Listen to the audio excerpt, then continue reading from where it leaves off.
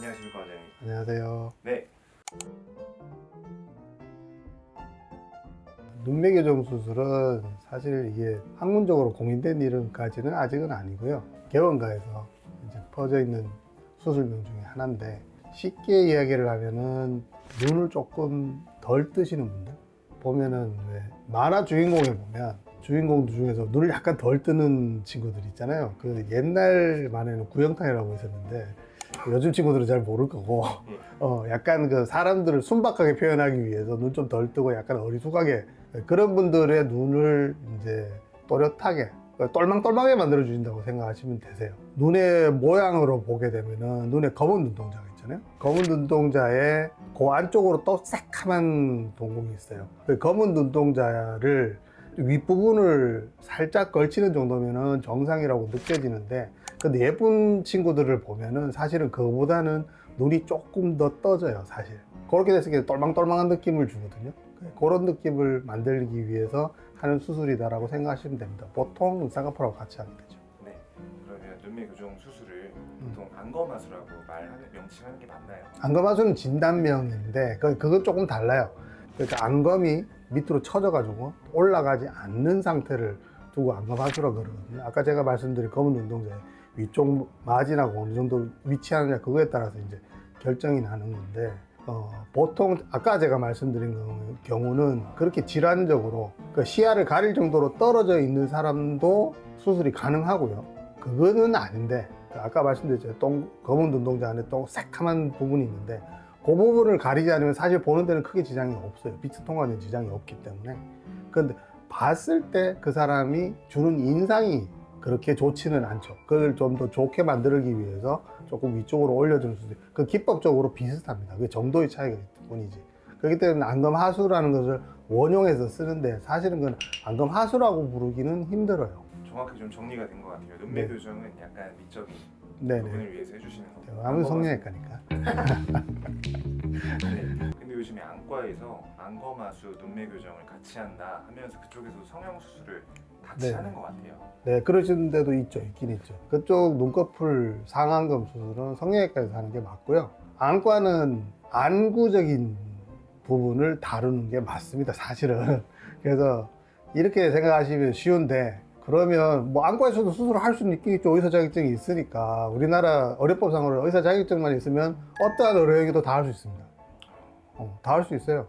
그거는 뭐 쉽게 생각하시면 됩니다. 그러면은 성형외과에서, 성형외과 의사인 저도 안과 수술을 할 수 있습니다. 그거 뭐 배워서 하는 건 할 수 있겠죠. 그렇지만 결과가 문제되는 거예요. 그럼 성형외과에서 뒤집어서 생각을 해서 성형외과에서 백내장, 녹내장 수술을 할 거냐? 그렇게 생각해보면 굉장히 쉽게 대답이 나옵니다. 눈매 교정이 필요하신 분들이 어떤 분들이 있을까 아까 설명을 해주셔서 네. 저는 수술 방법이 궁금해요. 수술 방법은 눈 뜨는 근육이 안에 있습니다. 이 상안검을 들어 올리는 근육. 그 근육의 기능이 있느냐 없느냐에 따라서 크게 나눠지는데, 근육의 기능이 어느 정도 있는 경우에 눈매 교정 수술을 하게 돼요. 이제 눈을 뜨는 힘은 어느 정도 있는데 그 힘이 좀 약하거나 내지는 잘 적응이 안 되는 경우에 눈 뜨는 근육을 팽팽하게 만들어주는 수술이라고 생각하시면 되는데, 쉽게 말하면 이렇습니다. 이 양 줄이 연결되어 있는데 이게 약간 늘어져 있는 거예요, 고무줄처럼. 그래서 그거를 잡아 당겼을 때 팽팽하게 될 때까지는 이쪽에 힘이 전달이 안 되죠. 그거하고 비슷합니다. 눈 뜨는 근육 힘이 약하면 고무줄이 늘어진 것과 비슷하게 됩니다. 팽팽하게 될 때까지는 움직이지 않아요. 팽팽하게 되고 난 다음부터 움직이거든요. 이게 개념적으로 그렇게 설명을 드리는데, 조금 잡아당겨서 팽팽하게 만들어주거나 그게 정도의 조절을 해주면 동일한 힘으로도 눈 뜨는 힘이 강화가 될 수가 있어요. 그렇게 수술을 합니다. 그러면 또 네. 비절개로 눈매 교정 수술도 가능한 건가요? 네, 가능은 합니다. 가능은 한데, 이게 눈은 성형수술 중에서도 굉장히 세밀하고 정밀한 수술에 들어가거든요. 1mm 싸움이에요. 진짜.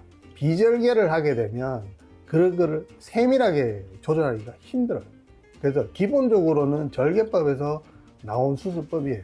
그게 원리를 알기 때문에 비절개로 실을 걸어가지고 했을 경우에도 수술은 가능하지만 세밀한 조정은 어렵다. 그러니까 웬만하면 이거는 절개법으로 하시는 게 좋다. 그럼 이렇게 수술하고 나서 네. 부작용이나 주의할 점은 어떤 게 있을까요? 부작용은 뭐 딱히 없는데, 뭐 어떤 수술에도 나올 수 있지만 일단 과교정이 있을 수가 있죠. 과하게 교정되는 경우 안 와닿으실 텐데 딱 와닿는 표현이 있어요. 놀란 토끼 눈. 와닿아요. 딱 놀란 토끼 눈이 됩니다. 과교정이 돼버리면 자기는 보통을 떠는데 너무 떠진 거예요. 너무 떠진 거예요. 그 앞에 있는 사람들이 화들짝 놀래죠. 왜 그러냐. 그 다음에 반대 부분도 있을 수가 있죠. 저교정, 교정이 잘 안 된 경우. 들어 올려야 되는데 잘 못 들어 올리는 경우. 그것도 뭐 부작용을 할 수가 있겠죠. 그리고 뭐 풀리는 경우도 있을 수가 있고. 근데 뭐 제대로 수술하면 그런 경우는 거의 없고요. 근데 풀리는 경우는 어쩌다 나오긴 나옵니다. 근데 이게 웃기는 게 아까 말씀하신 안검하수에 해당되시는 분들은 네. 어른이 돼서 오시는 경우가 많거든요. 와서 수술을 하시고 난 다음에 눈을 딱 뜨게 되면은 환자분 입에서 그냥 감탄 소리가 탁 나옵니다. 바로 그 자리에. 와, 이게 네, 완전히 달라요. 진짜 달라요. 그 자리에서 탄성 소리가 나옵니다. 그게 그만큼 전후가 달라요. 저는 그 비유를 이렇게 해요. 20년 동안 이 사람은 계속 걸어 다녔지 한 번도 앉아본 적이 없어요. 근데 한 번 처음 앉았어. 딱 너무 편한 거야. 그거하고 똑같아요. 그런 분들도 어쩌다 뭐지 1년에 한 번씩 풀리는 분이 나옵니다. 정말 거짓말 안 하고 일주일 안에 옵니다. 한 번 편해봤기 때문에 도저히 못했습니다. 다 모든 일을 다 제쳐놓고 일주일에 옵니다. 자기 수술해야 돼요. 그것도 그러면 이렇게 보조가 가능한 거네요. 그럼요. 재수술해가지고 다시 잡아주면 되죠. 눈매 교정술을 요청하시는 환자분들이 많은가요? 요즘은 확실히 많아졌어요. 확실히 많아졌어요. 이제 그런 수술이 있다는 걸 알고 난 다음에 많아지는 것도 맞고, 쌍꺼풀 수술이나 안검 성형술을 하실 때 필요하면은 저도 말을 하게 돼요. 왜냐하면 여기서 조금만 더 하면 되는데 더 나은 결과가 있는 줄 뻔히 보이는데, 옛날에는 말을 잘 안 했거든요. 그 환자 유도하는 것에서 말을 안 했는데 요즘은 저도 좀 말을 하는 편입니다. 그게 조금만 더 했을 때 이 환자가 얻을 수 있는 게 너무 많으니까. 그러면 재수술을 원하시는 분들이 있을 것 같아요. 있죠. 근데 한 번 잘못된 병원에 다시 가서 재수술을 맡기는 경우는 없는 걸로 알고 거의 없죠. 네. 잘 안 가십니다. 재수술 경험도 원장님 많으시죠? 네. 네. 전 재수술을 더 편해요. 재수술이 더 편하시다고요? 네. 재수술이 더 어려운데 저 같은 경우에는 훨씬 쉬워요. 왜 그러냐면 그게 어느 정도 성형외과 전문의가 수술했다는 전제합니다. 성형외과 전문의가 아니고 다른 데서 이상하게 수술한 경우는 저도 굉장히 어렵습니다. 저희들이 지켜야 될 룰들이 있거든요. 어디까지는 건드리고 어디까지는 안 건드리는 그 룰이 지켜지는 상황 하에서는 제 입장에서는 어느 정도 앞에 재료에 손질이 되어 있는 상태에서 전 들어가서 따닥 해버리고 끝나는 거거든요. 그렇기 때문에 쉽게 느끼는 거고. 그러면 그냥 일반적으로 처음 눈매 교정술을 이제 원장님께 지도를 받으신 환자분이랑 재수술을 하신 분들 회복 기간의 차이가 있나요? 회복 기간 차이 별로 없어요. 재수술이 조금 더 있기는 한데요. 크게 차이 안 납니다. 평균적으로 어느 정도 회복 기간을 가져야 되나요? 일주일에서 열흘? 2주 안에 끝납니다. 2주 안에. 네, 끝납니다. 그게 그럼 뭐 이렇게 다 아무는 정도일까요? 네. 그 정도면 뭐 여자분들은 실밥 뽑고 화장하시고 뭐 강남역 나가실 정도 되시죠. 남자분들은? 남자분들도 마찬가지죠. 크게 다르진 않죠. 근데 보통 이제 여자분들은 화장이라는 무기가 있기 때문에 커버가 가능한데 남자분들은 그게 잘 안 되니까 좀 티가 조금 나는 거죠. 그러면 남자분들도 요즘에 눈매 교정술 많이 하죠? 생각보다는요. 오셔서 하라고 하셔도 예전에는 굉장히 이게 꺼려 하시는데 요즘은 별로 없어요. 하도 말씀을 많이 듣고 오셔서 이제 사전 교육을 받고 오셔서 그런지 잘 모르겠는데. 저 약간 이거 변칙적인 질문인데요. 네. 생각하시기에 좀 이 사람 눈이 좀 미학적으로 균형 있고 예쁘다 하는 남자 눈, 여자 눈 하나만 뽑아주시면 안 될까요? 요즘 제가 이 연예를 전혀 안 봐서 옛날 거여도 저희가 뭐 줄리아 로버츠여도 사진 갖다 붙이겠습니다. 네. 남자는 관심이 없어서 모르겠고요. 네.